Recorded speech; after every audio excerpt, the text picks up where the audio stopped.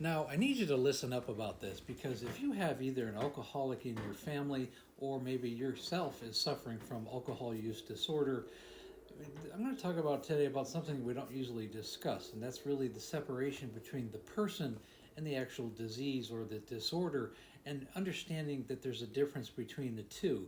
And so often it's so easy to become reactive to what's going on with that person or even with yourself, and it can create a lot of shame and a lot of difficulty. So understanding the difference between the person and the disease, let's delve into this. I think one of the most difficult things as a family member, if you have an alcoholic in your family, is really separating your own emotions from the actions and the failures that the alcoholic family member goes through. And by failures, I mean, a lot of the craziness and drama that goes on. I mean, I can speak from my own experience. I mean, for instance, my wife drove through the front of our house, through our garage, on two different occasions. One time she almost killed me. There were times when she disappeared for 2 or 3 days, and the police would call me up and say she's in the emergency room. She would regularly pass out. She would go to a rehab where it's $30,000 and be drunk on the floor 2 weeks after coming out of a rehab. And I mean, I could go on and on, but the point is, it's difficult as a family member not to get caught up in the anger and the animosity and the frustration of watching your family member fail time and time again. But what we really need to do, and I'll cover this next, what we really need to do is have the ability to separate, what the disease that's in the person, from their actions, and remember that there's a person in there.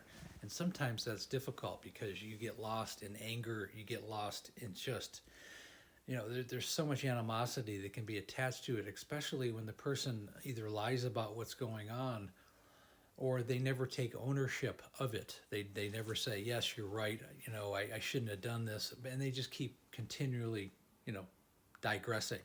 And as a family member, that's more and more difficult as time goes on. But just understand that the person is still there, the person that you knew and loved and have known all your life in some cases, if you have a child, that person is still there. And the whole point is not to give up on them. And there's always a chance. It may take the seventh or eighth rehabs, but there's always a chance that they're going to recover. And the point of this is don't give up on your family members.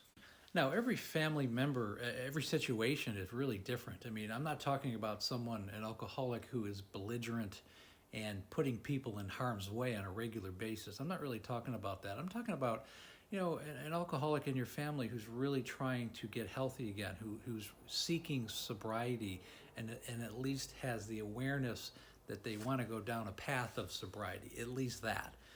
So as a family member, these people need to be supported because so often their family and their friends will leave them on the wayside. They will desert them because they're just tired of all the drama and the craziness that goes on with someone who's suffering from alcohol use disorder.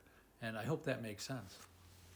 So again, if this resonates with you, links again are in the bio. I've set up a breakthrough call, and I can, help your family and yourself on a path of sustainable sobriety. And thanks for listening.